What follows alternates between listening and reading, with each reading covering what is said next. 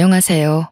매일 남몰래 사연을 듣기만 하다가 저에게도 참 남들에게 말 못한 사연이 하나 있어 수줍게 글을 올려봅니다.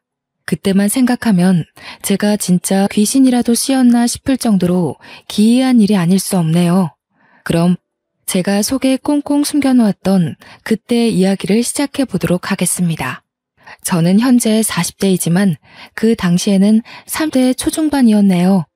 어릴 때부터 기독교 집안에서 자란 터라 종교 강요를 당하며 살아왔습니다. 할아버지께서 목사님이셨던 터라 온 가족이 꼭 주말에는 예배를 드리러 교회에 가야 했어요. 어릴 때야 친구들 만나는 게 즐거워서 교회 가는 거에 불만이 없었지만 조금 크고 나니 왜 교회에 다녀야 하는지 이해가 잘 안 가더라고요.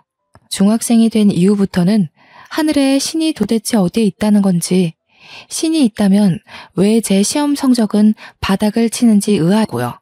그러다 할아버지가 돌아가시게 된 이후로 저는 교회 근처에도 가지 않게 되었습니다. 저는 무교나 다름없다 생각하면서 지냈어요. 고등학교, 대학교 전부 무사히 잘 졸업하고 나서도 매주 교회에 나가는 부모님을 보고 좀 이해하기 힘들다 싶기도 했지만 저에게 종교 강요를 예전처럼 하지 않으니 그런가 보다 했습니다. 그러다 취업을 하게 되었고 신입사원이라는 직함을 달고 저는 정말 열심히 일을 했어요. 신입이니 모르는 거 투성이었죠.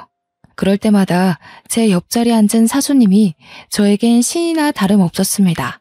제가 틀리는 부분 하나하나를 친절하게 설명해 주시면서 가르쳐 주셨거든요. 분명 같은 부분에서 실수가 나면 화를 내기 마련인데 정말 무슨 부처님처럼 다시 한번 설명을 해주셨어요. 제가 일에 대한 이해도가 생길 때까지 한 번도 짜증내지 않고요. 사회 초년생이고 나이도 어리다 보니 그때는 어리숙한 저에게 하늘 같은 사수님이 참 듬직하고 멋있어 보이더라고요.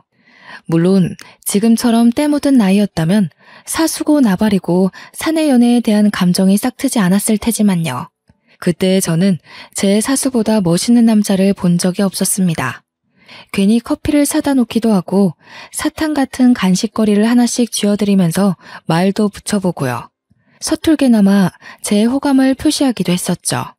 그럴 때마다 사수님께서는 부담스러워하지 않고 받아주셨어요. 저는 용기를 내서 고백을 했고 사수님 또한 제 마음과 같았는지 저를 받아주셨습니다. 저희는 주변 사람들의 응원을 받아가며 사랑을 키웠고 결국 결혼까지 꼴이 나게 되었습니다. 프로포즈 받은 날은 정말 아직도 선명하게 기억이 나네요. 품에 안기지도 않을 만큼 큰 꽃다발과 하늘로 향해 올라가는 풍선들 사이에서 웨딩 반지를 받게 되었을 때 감정을 채 느끼기도 전에 눈물이 흐르더라고요. 얼마나 감동적이었는지 모르겠어요. 그렇게 예비 남편과 저는 평생을 약속했고 제일 떨렸던 시어머니와의 첫 만남을 하게 되었습니다. 결혼을 약속한 사이이기 때문에 잘 보이려고 얼마나 애썼는지 모르겠어요. 어른들이 좋아한다는 투피스 정장에 한우 세트를 사들고 시댁에 방문을 했고 인사를 드리게 되었습니다. 그런데 약간 느낌이 이상했어요. 그냥 형식적인 자리라고 생각했는데 저에게 너무 많은 질문을 하시더라고요. 약간 취조당하는 느낌이 들 정도로 말이에요. 저는 솔직히 그런 분위기에 너무나도 당황했고 남편 될 사람은 익숙하다는 듯 행동했습니다. 질문이라고는 별거 없긴 했었지만 이런 것까지 물어본다고 싶은 것들도 꽤 많았어요. 그래서 나이가 어떻게 된다고? 1980년 몇 월 며칠? 태어난 시간은 알아? 어렸을 때 어디 살았니? 이름에 들어가는 한자 획수가 몇 개인지 알고 있어? 태어날 때 처음 입었던 옷 색깔은 알고 있니? 얘, 손 좀 내봐라. 네 손금 좀 보자. 호구조사로 시작된 질문은 점점 산으로 가는 것 같은 느낌을 받게 했습니다. 저는 제가 다 알지도 못할 질문들이 이어지자 너무나도 당황했고요. 나중에는 저에게 처음 앞니가 빠진 날짜가 언제인지 물어보시더라고요. 아니 세상에, 자기 앞니가 빠진 나이도 기억이 가물가물한데 날짜까지 기억이 날 리가 있나요? 제가 도저히 생각이 안 난다고 얼버무리니 인생사가 얼마나 중요한 건데 제 앞니 빠진 날짜도 모르냐고 타박을 하시더라고요. 저는 시어머니께 본인 앞니 빠진 날짜는 알고 있냐고 되묻고 싶었지만 꾹 참았습니다. 저는 도무지 이해를 할 수가 없었죠. 그날 기분은 별로 좋지 않았습니다. 결혼에 관한 이야기보다는 별 쓸데없는 이야기만 잔뜩 나누고 돌아왔다고 생각했고 저를 마음에 들지 않아 하신다고 생각했거든요. 예비 신랑이랑 이야기를 나누어 보니 신경 쓰지 말라는 무성의한 대답만 돌아왔고요. 하지만 제 예상과는 다르게 상견례 날짜를 잡자는 예비 시어머니 연락이 왔고 어영부영 저희 가족도 상견례 자리를 마련하게 되었습니다. 처음 배웠던 날 이상한 질문들이 오갔기 때문에 내심 걱정되는 자리이긴 했지만 정신만 똑바로 차리면 호랑이 굴에서도 도망칠 수 있다고 하잖아요. 그래서 저는 결혼에 대한 이야기를 확실하게 할 수 있도록 준비를 했습니다. 상견례 자리에서는 무난했습니다. 다른 자리와 비슷하게 신혼집에 대한 이야기와 결혼식 준비에 대한 이야기를 나누게 되었어요. 제일 중요한 건 역시 서로 얼마를 준비할 수 있느냐 하는 돈 문제에 관한 이야기였죠. 예비 시댁이나 저희 가족들이나 전부 돈에 있어서는 이견 없이 준비를 할 수 있게 대화가 오갔기 때문에 저나 예비 신랑이나 전부 한시름 났어요. 하지만 예상치 못한 일은 결혼식 날짜를 정하는 일에서 생겼습니다. 신혼집은 애들이 원하는 위치에 잡기로 했으니 결혼식 일정은 제가 잡겠습니다. 제가 좀 알아봤는데 애들 합이 딱 맞는 날이 있다고 하더라고요. 길일이라 하면 저희도 좋죠. 사돈 어른께서 아주 시원시원해서 좋습니다. 12월 둘째 주 수요일이 딱이라고 하더라고요. 순간 상견례 자리에서 정적이 흘렀습니다. 토요일도 일요일도 아닌 수요일이라뇨. 도대체 어느 누가 수요일에 결혼식을 한다는 말입니까? 저희 부모님도 너무 어이가 없었는지 입을 떡 벌리시고는 아무 말도 못 하시더라고요. 저는 시어머니께 수요일에 결혼을 하라는 말씀이신지 다시 한번 여쭈어 봤습니다. 그러자 시어머니는 저에게 당연하다는 듯 이야기를 하셨습니다. 그날이 딱 좋은 날이라고 하더라고요. 그날 결혼하면 이혼할 일도 없다고 했다면서 요일이 중요하냐고 오히려 되물으셨습니다. 저는 당황해서 할 말을 잃었고 시어머니는 어떻게 살 수 있는지가 중요한 거니 그날 결혼식을 하는 게 좋겠다고 박박 우기셨어요. 저희 부모님도 너무 당황하셨는지 물 한 컵 들이키시고는 헛웃음만 흘리셨어요. 저는 예비 신랑을 쳐다보았지만 시어머니의 말씀에 토를 달 수 없는지 가만히 있더라고요. 사돈, 아무리 그래도 수요일에 결혼하면 손님들이 불편하지 않으실까요? 손님이 중요한가요? 우리 애들이 가장 합이 맞는 날에 결혼하는 거, 그게 중요한 거죠. 아무 날이나 결혼하는 건 옛날 풍습에도 맞지 않고요. 손님을 조금 포기해도 애들이 잘 살 수 있는 날 결혼하는 게 가장 중요하죠. 솔직히 틀린 말 하나 없어서 저희도 더 우길 수가 없었습니다. 시어머니 어깨를 한껏 치솟았고 저희는 그냥 시어머니의 고집대로 수요일 저녁 8시에 결혼식을 하기로 했어요. 결혼식장을 예약할 때 결혼식장 관계자들이 저희에게 2번이나 날짜에 실수가 없는 게 맞냐고 확인까지 하셨었어요. 절대로 예식 날짜 변경만큼은 안 된다고 고집을 부리시는데 그날 꼭 해야 되는 이유가 있다고 장담을 하시니 어쩔 수 없었습니다. 저희 부모님과 제 친구들, 그러니까 친정 쪽 손님들은 모두 황당해 하셨어요. 지방에서 올라와야 하는 친척도 상당히 난감해 하셨고요. 저희는 버스 대절을 일일이 신경 써서 준비해야만 했습니다. 결국에는 못 온다는 손님들이 늘어나고 대폭으로 손님들을 줄여 의도치 않게 스몰 웨딩을 하게 되었습니다. 저희 부모님께서 그동안 뿌린 금액이 얼만데 제대로 수고도 못했다면서 참으로 속상해하셨지만 시집살이 트집 잡힐까 무서워 시댁 의견에 찬성할 수밖에 없었어요. 분명 날짜를 받아왔다고 하셔서 시댁은 따로 종교를 믿지 않거나 아니면 어디 신점을 보러 다니시는구나 싶었는데 시댁이 글쎄 기독교라고 하더라고요.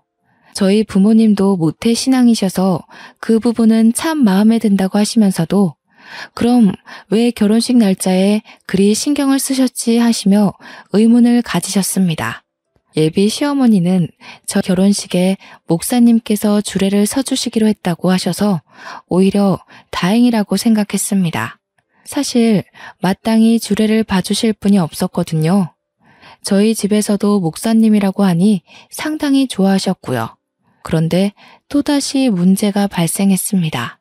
신혼집이며 혼수며 준비도 다 잘 되었고 결혼식 날짜가 마음에 걸리지만 그래도 다 잘 해결됐으니 다행이지.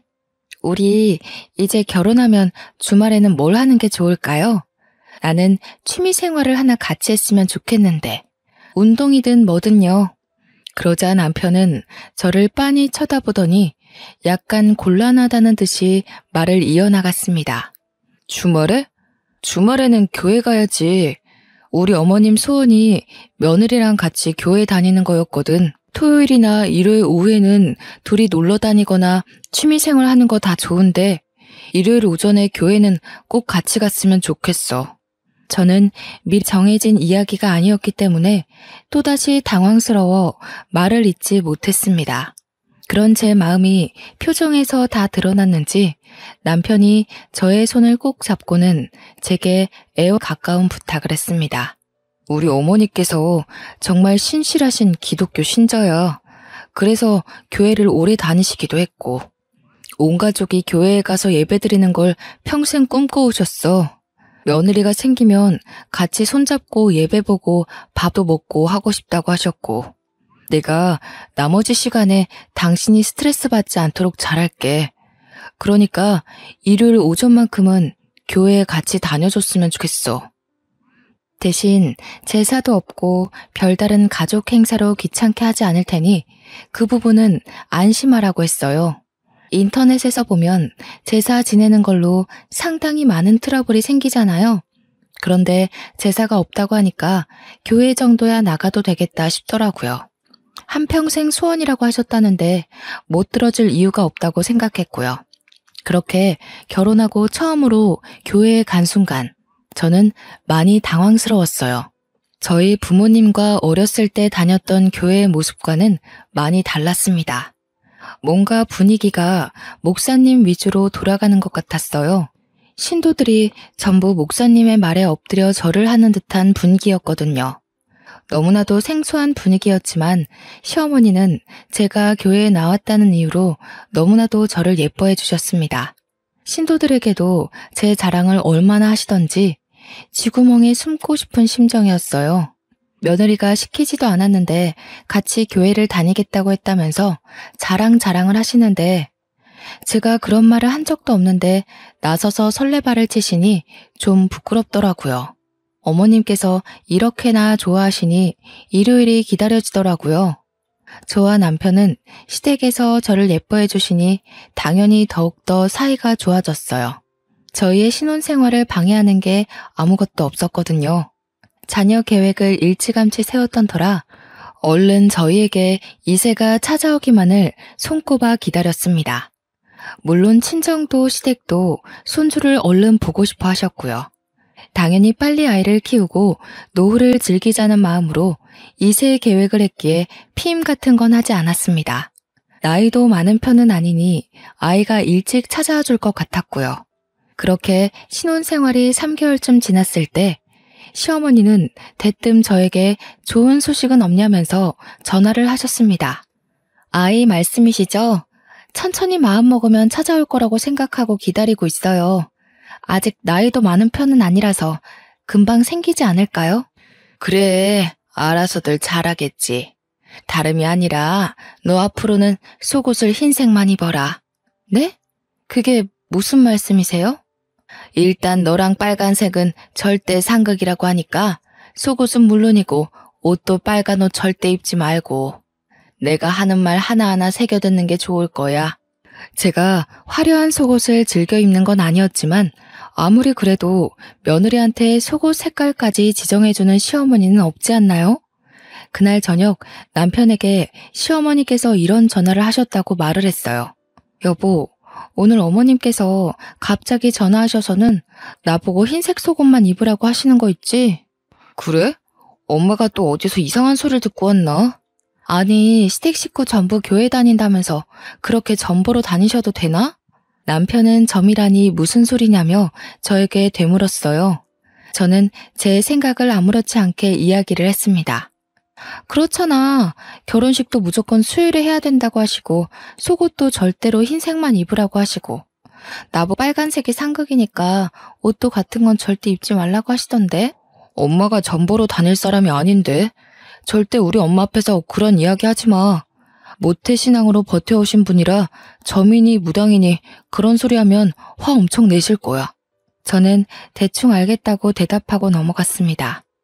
모태신앙이라면서 전보로 다니는 시어머니도 이해가 안 갔지만 남편 또한 저런 소리를 들었다는데 시큰둥한 반응이라 이해가 가질 않았어요. 그렇게 또 바쁜 한 주가 지나가고 시어머니와 함께 예배를 드리고 시댁에서 밥이나 먹자고 하길래 따라갔습니다. 화장실이 가고 싶어서 시아버지와 남편이 잠시 밖으로 담배 피러 간 사이에 화장실에 들어가 변기에 앉아 있는데 갑자기 문이 덜컥덜컥 하더라고요.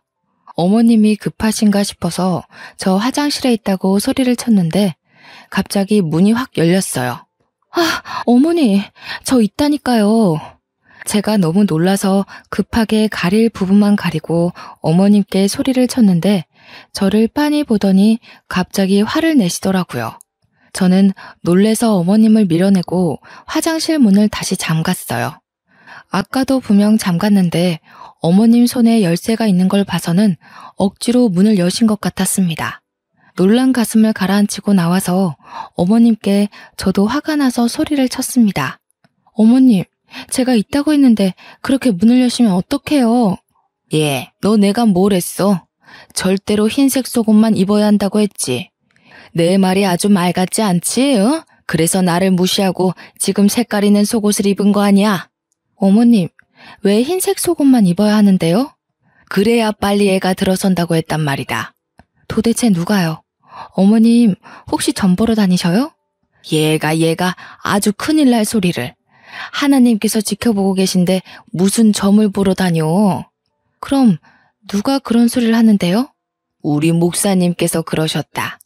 손주 빨리 보고 싶으면 며느리한테 절대로 흰색 속옷만 입으라고 전하라고. 기도해서 응답받으셨다고 그러셨어. 저는 정말 너무나도 당황스러웠습니다. 다른 사람도 아니고 목사님이 그런 소리를 하셨다고 하니까요. 저는 시어머니께 목사님이 그런 소리를 하고 다녀도 되는 거냐고 되물었습니다. 그러자 시어머니는 더욱 화를 내면서 말씀하셨어요.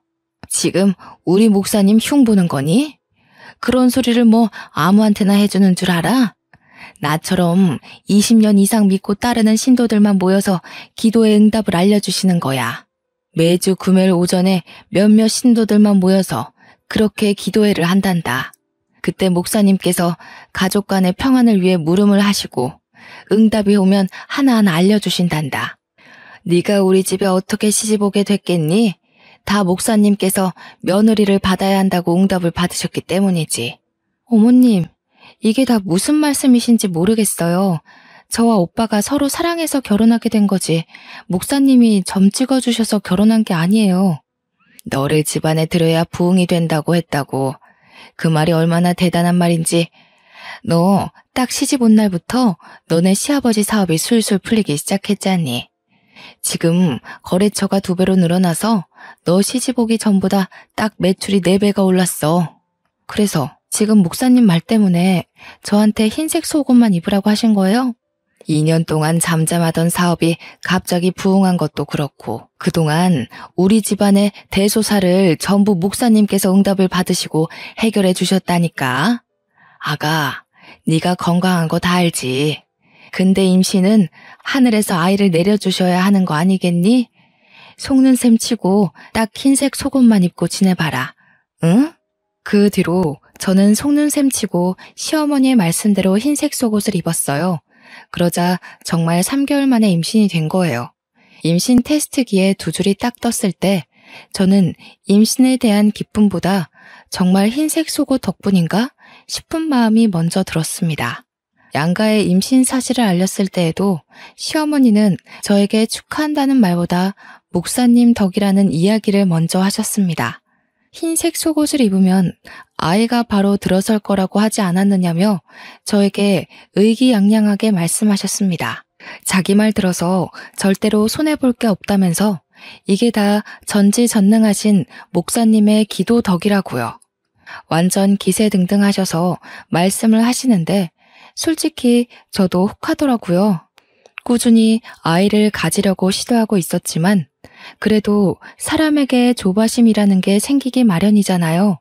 가서 검사라도 한번 해봐야 하나 하는 그 타이밍에 정확히 아이가 들어서니 저도 점점 종교에 빠지게 되었습니다.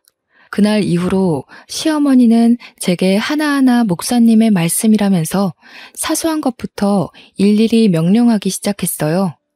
제가 발에 땀이 정말 많이 나는 체질이라 겨울에도 양말을 잘 신지 않을 정도거든요. 여름에는 당연히 슬리퍼만 신고 다니니 양말을 절대 신지 않았었고요. 그런데 시어머니는 저에게 집안에서 양말을 신고 다니라고 하셨어요. 양말이요? 어머니 저 발에 땀이 많아서 양말 신으면 오히려 더 냄새나고 불편해요. 내 말 들어서 어디 손해본 적 있니? 목사님께서 너 양말 안 신고 다니면 한번 탈 난다고 하더라.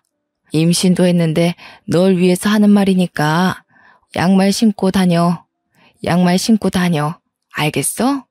임신해서 몸은 점점 불어나고 다리도 붓고 더워 죽겠는데 양말까지 신으려고 하니까 죽겠더라고요. 게다가 날이 점점 더워지고 있어서 양말에는 절대로 손이 가지 않았어요. 매일같이 양말 신었냐고 물어보시길래 그냥 거짓말로 양말 신었다고 대답하고는 신지 않았었죠. 그런데 정말 거짓말같이 사고가 난 거예요. 계단을 내려가다가 발을 삐끗했는데 발목이 확 접질려서 인대가 늘어나고 말았습니다. 저는 바로 병원으로 갔고 임신 중이라 간단하게 부목을 대고 반깁스를 했어요. 제 이야기를 들은 시어머니께서 그날 바로 전화해서는 제게 호통을 치셨습니다. 너 양말 안 신었지? 하며 제가 다쳤다는 이야기를 하자마자 말씀을 하시는데 정말 깜짝 놀랐어요. 진짜 온몸에 소름이 오소소 돋더라고요. 속옷도 그렇고 양말도 그렇고 뭔가 타이밍이 짜맞춘 듯이 흘러가니까요. 저는 우물쭈물 대답을 못했어요. 그러자 시어머니께서 엄청 답답해하시면서 저한테 말씀하셨습니다. 잘 되라고 우리 목사님께서 금요 기도회에서 응답을 전파해 주신 건데 그걸 왜 안 듣고 그러니? 안 되겠다. 너 나 따라서 기도회에 한번 참석하자. 금요일 오전에 시간 비워도. 저는 울며 겨자 먹기로 금요일 오전에 시어머니께서 믿어 의심치 않는 기도회에 참석하게 되었습니다. 그런데 제가 말씀을 따라하고 응답을 받으려고 하는데 목사님께서 저에게는 말을 해줄 수 없다고 하셨습니다. 제가 세례를 받지 않은 사람이기 때문에 기도회에 참석해서는 안 된다고요. 정 참석하고 싶으면 세례를 받고 오라며 정중하게 저를 내보내셨을 저는 기도회 중간에 밖으로 나오게 되었고 시어머니께 세례받는 법을 여쭈어 보니 무슨 물속에 들어가서 세례를 받는다고 하더라고요. 제가 근데 맥주병이기도 하고 어릴 때 계곡에서 놀다가 물에 빠진 이후로 물 공포증이 있어서 절대로 물에 들어가지 않거든요. 욕조에 물 받아서 씻는 것도 가슴이 벌벌 떨려서 절대 하지 않고요. 그래서 저는 그냥 세례 안 받겠다고 시어머니나 실컷 기도하시고 말씀 들으시라고 했죠. 그러니 바로 돌변하셔서는 언제는 간이고 쓸개고 빼줄 것처럼 기도에 참석해보겠다고 하더니 이제 와서 말 바꾸는 거냐고 화내더라고요. 어머님, 저 진짜 물 공포증 있어서 절대 물에 못 들어가요. 물속에 둥둥 떠서 기도를 받아야 한다는 게 저한테는 얼마나 공포스러운 일인데요. 게다가 저 물에 뜨지도 않아요. 우리 교회 신도들 중에 물 공포증 있는 사람들도 다 목사님의 말씀의 힘으로 이겨냈어. 우리 며느리가 그 정도도 못할 거라고는 믿고 싶지 않구나. 저 임신 중이잖아요. 혹시라도 잘못되면 어떡해요? 제가 임신 중이라는 핑계를 대자 시어머니도 저에게 더 이상은 강요하지 않으셨어요. 만약 임신이 아니었다면 그대로 머리채 잡혀 끌려갔을 수도 있겠구나 싶더라고요. 어영부영 세례를 잘 피하자 그 뒤로 금요일 오전 기도회에 같이 가자는 말씀은 안 하시더라고요. 솔직히 한시름 났죠. 그런데 그날 이후로 계속해서 목사님의 말씀이라면서 제 살림 하나하나에 간섭을 하시는 거예요. 침대 위치를 바꿔야 된다고 하시면서 대뜸 집에 찾아와 침대를 침실 정 가운데에 떡하니 옮겨두시는 거예요. 저는 침대가 너무 어정쩡한 위치에 있어서 이건 아니다 싶었습니다. 어머님, 여기다가 침대를 두면 공간을 활용하기가 너무 어려워요. 벽에 붙이면 몰라도 침실 정 가운데에 두면 이 침실이 아주 음양의 기운이 좋다고 하더라. 딱 침대를 정중앙에 두면 그 길을 너와 우리 아들이 다 받아간다더라. 목사님이 얼마나 대단하신 분인지는 잘 알지? 시아버지의 사업도 승승장구하고 있고 저도 덜컥 임신까지 했으니 시어머니 눈에 목사님은 거의 신과 같은 존재였습니다. 제 다리도 거의 나아가고 있었는데 이게 다 매일 목사님께서 기도를 해주신 덕분이라고 하셨어요. 음양의 기운을 다 받으면 얼마나 좋은데요? 시어머니께서는 우물쭈물 하시면서 몸이 튼튼해지지 않겠냐며 엉뚱하게 대꾸하셨습니다. 시어머니도 제대로 아는 건 없는 것 같았지만 집을 3개 부리길래 어쩔 수 없이 침대를 침실 정 가운데에 두었습니다. 오며 가며 얼마나 불편하던지 그날 저녁 남편이 집에 돌아와서는 침대가 왜 여기에 있냐고 구석으로 밀어두려고 하더라고요. 평소 같았으면 남편이 하는 일이니 시어머니도 별 말씀 못하겠지 싶어 냅두는데 이상하게 그날따라 시어머니의 말씀이 자꾸 귀에 맴돌았어요. 몸이 튼튼해질 거라는 말이요. 제 뱃속엔 아이도 있었으니까 왠지 그 기운이 받고 싶어지더라고요. 그래서 그냥 내버려 두자고 했습니다. 침대 모서리에 다리를 찍기도 하고 공간을 애매하게 차지하는 바람에 화장대도 치워야 했지만 적응하면 괜찮겠지 싶었어요. 그런데 남편이 퇴근길에 큰 교통사고가 났다는 거예요. 저는 교통사고가 났다는 소식에 놀래서 휴대폰도 두고 택시를 타고 병원에 갔어요. 그런데 우리 남편이 응급실 침상도 아닌 의자에 멀뚱멀뚱 앉아있더라고요. 저는 너무 놀래서 막 달려가 남편의 이곳저곳을 살펴보았습니다. 너 다친 데가 하나도 없어. 차는 거의 폐차 지경이라면서 다친 데가 어떻게 없어. CT랑 MRI 같은 것도 다 촬영해봤어? 아니, 그걸 촬영할 필요도 없을 거래. 의사가 와서 이곳저곳 다 보더니 아무런 이상이 없다네. 레카 차량 기사가 에어백이 잘 터져서 아무 문제 없는 것 같다고 하긴 했는데 차량이 전부 흡수했다고. 저는 그때 갑자기 시어머니께서 침대를 정중앙에 두면 몸이 튼튼해진다고 했던 그 말이 떠올랐어요.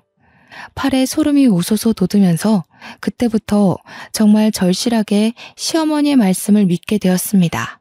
누구보다 열심히 교회에 나가서 봉사를 하고 목사님의 말씀 하나하나를 귀 기울여 듣게 되었어요.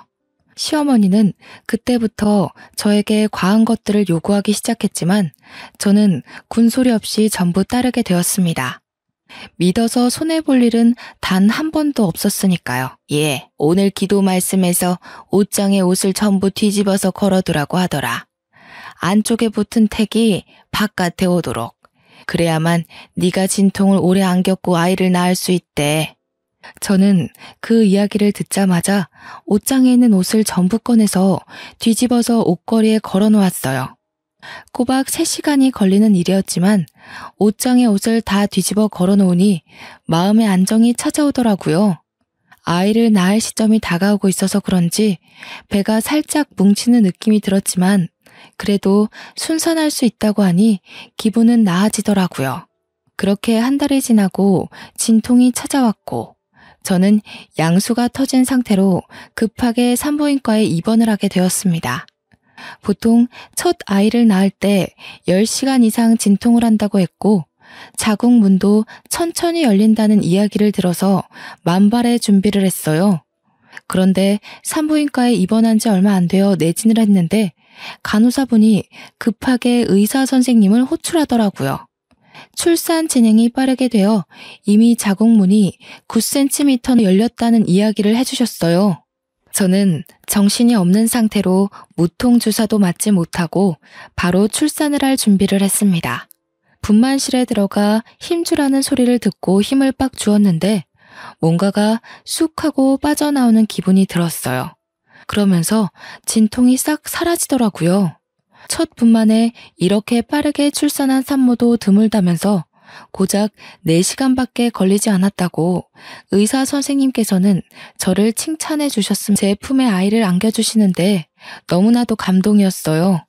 친구들은 12시간 길게는 40시간도 진통을 했다는데 저는 정말 4시간 만에 아이가 쑥 하고 나왔어요. 회복도 어찌나 빨랐던지 후페아리도 없이 바로 걸어다니고 밥도 먹고 할 거 다 하면서 태어났습니다. 조리원으로 이동하는 내내 시어머니께서는 다 옷장에 옷을 거꾸로 걸어둔 덕분이라고 하셨어요. 저도 정말 신의 뜻대로 하니 아무 어려움 없이 출산을 마치는구나 싶었습니다. 조리원에 도착해서 2주간 푹 쉬려고 하는데 시어머니께서 또 한 번 신신당부를 하시더라고요. 목사님께서 그러시는데 절대로 고춧가루를 먹으면 안 된다더라. 아이한테 아토피가 생길 수 있다고 하니까 절대로 고춧가루를 먹지 마. 저는 고개를 끄덕였습니다. 하지만 평소에도 매운 걸 정말 좋아하는 제가 고춧가루를 끊으려니 너무 힘들더라고요.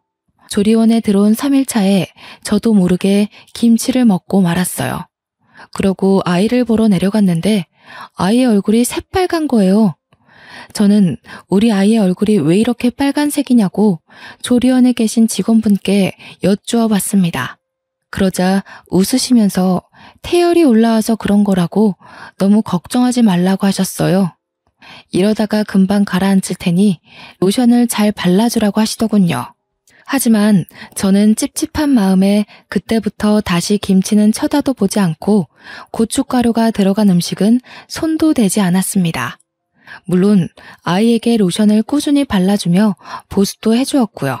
그러자 3일 만에 다시 아이의 피부가 가라앉더라고요.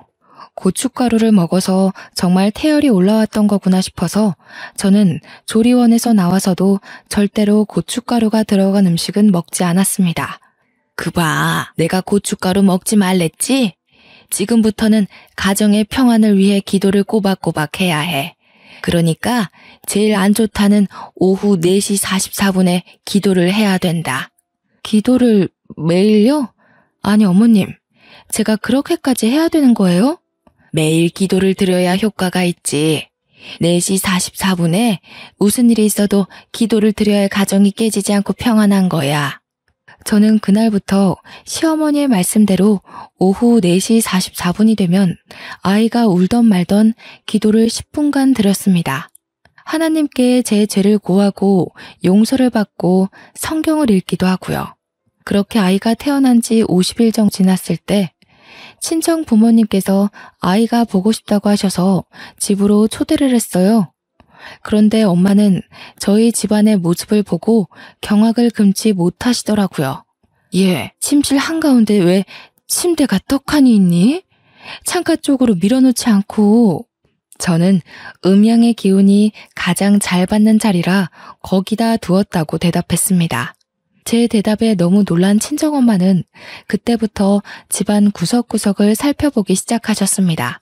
어머니께서는 제게 옷을 왜 다 거꾸로 뒤집어 걸어 놓았느냐고 물어보셨고 저는 아무렇지 않게 그렇게 해야지만 아이를 순산할 수 있다고 했다고 대답했고요. 그 덕에 4시간 만에 순산하지 않았느냐고 덧붙였더니 어머니의 표정이 점점 굳어지셨어요. 그 뒤엔 냉장고를 열어 고춧가루가 든 음식이 하나도 없다며 무슨 맛으로 이 반찬을 먹냐고 하셨고 저는 하나님의 뜻이라고 말씀드렸습니다.